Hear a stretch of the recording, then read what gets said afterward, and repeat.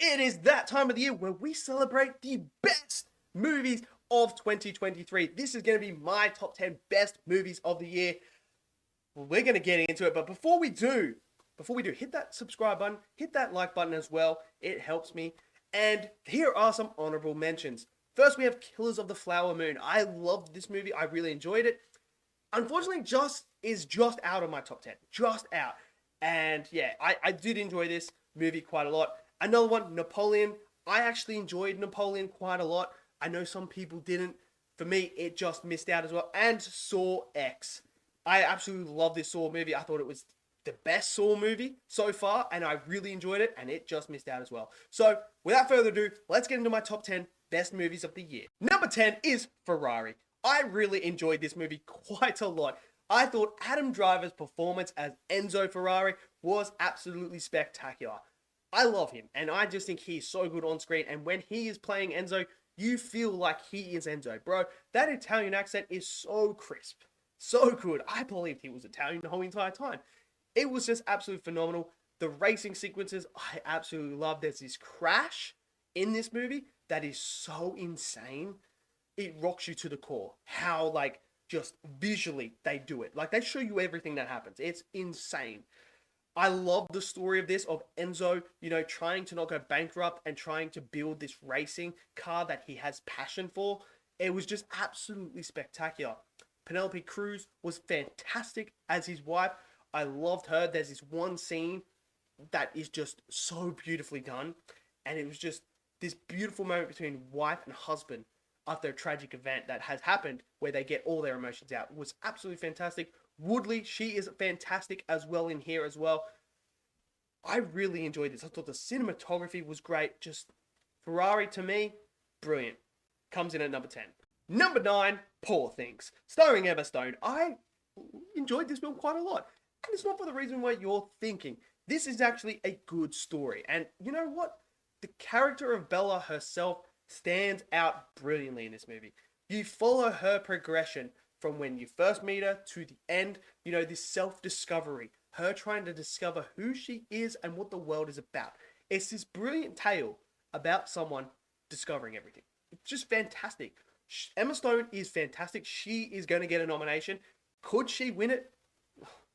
No doubt about that. Like, she's fantastic. She really is fantastic. The way she's able to play this character who doesn't have quite, the cognitive ability like we do as adults, and there's a reason why, but she's so fantastic in it. William Dafoe's great. He's fantastic. Mark Ruffalo is so good in this movie, man. This has been the best I've seen Mark Ruffalo in a movie for a while. He is just top notch. His line delivery for the jokes are on point. Like, this movie's a lot funnier than I thought it was going to be. And it's because of his line delivery. Just absolutely fantastic. And the character he plays, beautifully played. The cinematography, fantastic. Like, the way that they were able to imagine this world that is very much down to earth, but also in a fantasy sort of environment. It just looked gorgeous. It really did. And I really enjoyed Poor Things. And I can see why the hype was there. Because a lot of people said this was one of the best movies of the year. And it is. And look, if you guys have Poor Things way higher than me in a top 10, I ain't going to argue with you. I am not going to argue because it is absolutely spectacular. It's really good. And that's why I say this year of movies, fantastic. And Poor Things comes in at number 9. Number 8, No One Will Save You. Now, this is a movie that came out on Hulu. And this is a movie without dialogue. But what they do in this movie is so good. Now, I love sci-fi movies. I like horror movies. When you mix the two together, oh my word. This is like just so good. The amount of times that I had shivers down my spine was insane in this movie. I was crapping myself. And that's all I ask for in a horror movie like this, is to be crapping myself. With no dialogue, they were able to convey the seriousness of what was occurring in this alien invasion that was happening. And when the alien's in the house, man, it's the creep scene. The way that it's shot is just so good because it just gives you that creepiness factor, that anxiety feeling that you look for in this movie. It's absolutely phenomenal. And, we're telling this story about this character who has had a tragic story as well. and then you throw in her dealing with this alien invasion that is happening. But it's just so good. It is so good. The suspense on this is fantastic, and it's all about the cinematography and the way that it's edited that allows you to do that. The performances are great as well. The design of the aliens, creepy, but absolutely felt realistic at the same time. Obviously, we haven't seen aliens in real life, but it felt like if I could picture aliens, this is what I would feel. And what I love is it's not just one type of alien. There's multiple types of aliens, and I really, really enjoyed that. The ending is a bit iffy, but I understand what they were going for, and it worked for me. Maybe it didn't work for you guys, and that's fine. But to me, I absolutely love this film. I thought it was fantastic. So for me, number 8, No One Will Save You. Number 7, Across the Spiderverse. I think this is the best Spider-Man movie ever made. It's just absolutely fantastic. The animation is gorgeous. I just love how they're able to create these different art styles and blend them all into the one movie for the different characters. Fantastic. Really enjoyed that. The story of Miles continuing here was brilliant. And, you know, his story himself is just so good. It really is like this guy, man, who's just sick of people telling him how his story is supposed to end and how it's supposed to be written. I love that idea. I thought Gwen Stacy's backstory that we actually got to dive into, fantastic. And, you know, her relationship with Miles, we start to discover more about that. Miguel O'Hara, brilliant. Oh, I love that character. And Oscar Isaac, the perfect voice for that, played him perfectly. And I love how he has his own character. And what I love is why Spot is the villain. He's not the main focal point of this movie. He's there as, you know, he's going to be moving forward as going to be the big villain. But in this one, he's sort of to the side more. And it's more about Miles, Miguel, and Gwen and their whole idea of what the Spider-Verse is. Absolutely loved it. The music and score, fantastic. It's so good. And that cliffhanger ending, man. Woo, loved it. Absolutely loved it. Cannot wait for the next part. And for me, number 7, Across the Spider-Verse. Number 6, Talk to Me. This is an absolute fantastic horror movie. Talk to Me, man. When I first saw it, the YouTubers, Raka coming through and doing this movie, I saw the trailer. I was excited. This was filmed in Adelaide, I believe, in Australia. I was super excited. And I tell you what, I walked out of the theater after watching this going, holy crap. That may be one of my most favorite horror movies ever. It is just so good. And what I love is it doesn't rely on jump scares. This is a movie that relies on build-up, building the suspense, building the narrative and story by having a character who's had a tragic event happen to them that is seeking this one particular person, and they're willing to do anything. And when they do that, they get hooked on something. And then it becomes this insane sort of just mind-boggling, brilliant horror. It is so good, man. The performances are fantastic. I wish the performances will get recognized a lot more because they are just outstanding in this movie, and that's what makes them. And then the narrative when it gets to the end, bro, that ending is perfect. It is a perfect ending, and I'm so glad that they actually had the balls to do an ending like that, because there's so many times we watch a horror movie and the ending's all like happy and joyful and everything. The ending of this movie made sense. And bro, when you get to that final scene and it happens, your jaw is dropping to the ground because you're just like, oh my god, no way. It just comes full circle. It's so good, man. The score's beautiful. The cinematography is great. Bruh, everything about Talk to Me, so good. So good, this movie, man. If you guys haven't seen Talk to Me, must watch it. It is so good, man.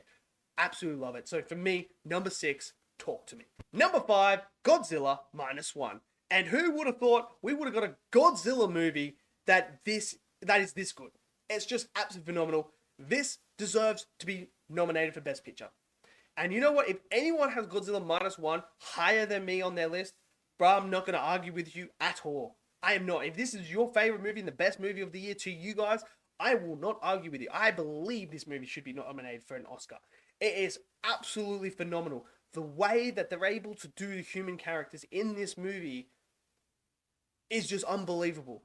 I never thought we would get a movie like this. Obviously, it took the Japanese to actually dive into it and do it themselves and go, hey, for $15 million, we're going to produce the best Godzilla movie. Looks absolutely fantastic, and it's all about the story and narrative. That's what it is. Godzilla's there to serve the story and narrative. That's how you write a monster film. It is just fantastic. We're following this guy who's experienced war, who's now trying to, finally beat his war, because he's still at war because of the events that happened with Godzilla. And the first time you see Godzilla, oh my word, it's just spectacular. But whenever Godzilla is on screen, you feel the presence. You feel the menace. This isn't, I'm Godzilla, I'm here to save you from King Ghidorah. No, this is Godzilla, the guy that's going to just nuke everyone. He's that. And it's just brilliant how they do it. So good, man. It is so good. I mean, what more can I say that hasn't already been said about this movie? It's just fantastic. So for me, number 5, Godzilla -1. Number 4, Gran Turismo. Now, I saw the trailer for this and I was like, dude, this actually looks pretty good. And this is based on a true story, but it's also integral to the video game sort of stuff that we know. And video game movies haven't quite been the best thing we've ever seen. But dude, Gran Turismo, I remember walking out of the theater of this and just being floored. I had to go back and watch it again. And I did. I went back and watched it again on IMAX. And dude, it's so good. The sound design. We're talking just phenomenal. Just phenomenal. Music to my ears listening to those cars rev. The way that it's shot, oh my word. The racing sequences, so tense. And like, I didn't know this story, but dude, I felt like I was in this story. I felt like the intensity, the weight of the world on this guy's shoulders, fantastic. I think they did this story justice because the way that they captured the character and told you this story, and then the tragic event that happens to him, and then him get back in the car, brilliant. Absolutely brilliant. And it's just so emotional. I didn't expect it to be that emotional, but dude, it is very emotional, especially when his dad gets involved towards the end. Oh my word. Bro, the performances are great and it just hits you right in the heart. This is not only the best video game movie to me, but dude, this is one of the best sports movies. I love this movie so much. And it's so good. That's why I've got it in at number 4, Gran Turismo. Number 3, The Creator. Now, I absolutely love this movie. I really do. Look, visually, this is going to win an Oscar for the visuals alone. Because how they made this on $80 million and made it look this good, it just looks so realistic and so brilliant. But I fell in love with this movie.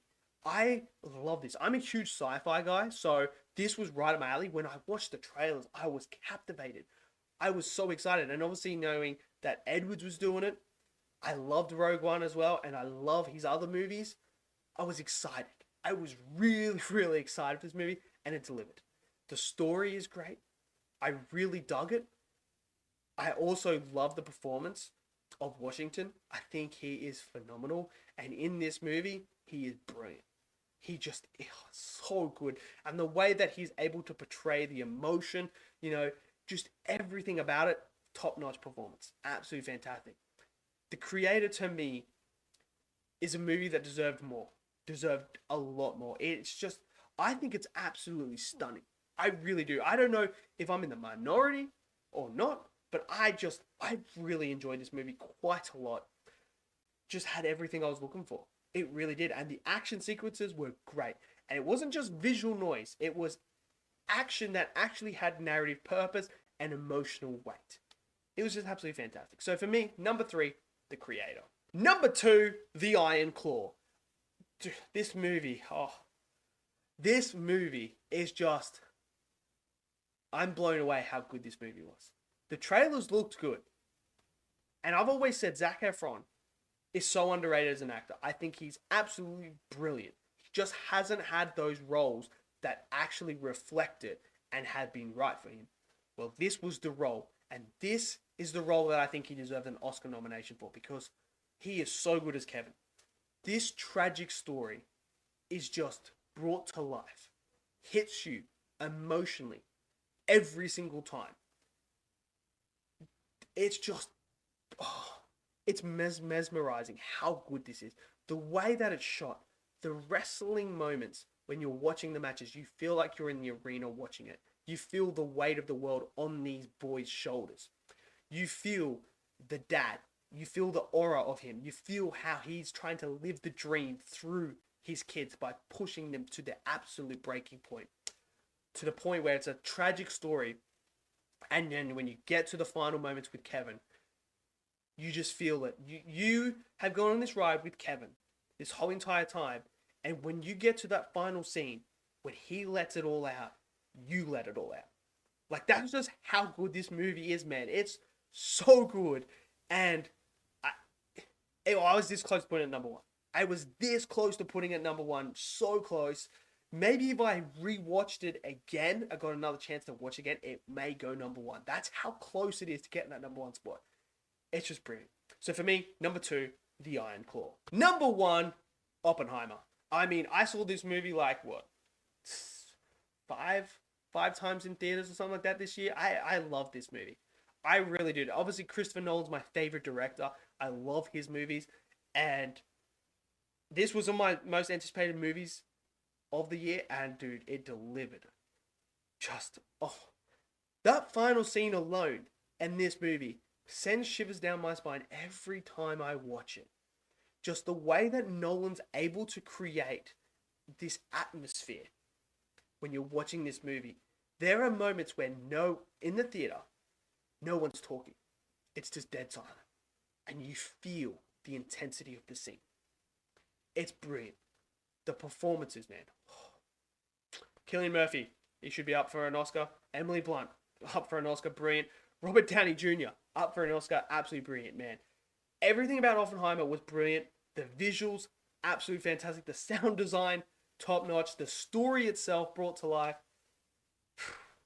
What more is there about Oppenheimer that hasn't already been said? It's just an absolute masterpiece. My second favorite Nolan film, behind Interstellar. Absolutely love it. So for me, number one, Oppenheimer. So there you have it. That is my list. Obviously, past lives I haven't seen yet. The holdovers I haven't had a chance to see either. You know, there's some other movies that I haven't got around to seeing it yet. But this is my top 10. Let me know yours down in the comment section below. Smash that like button, click subscribe, and I'll see you guys next video. Until then, stay safe and peace out.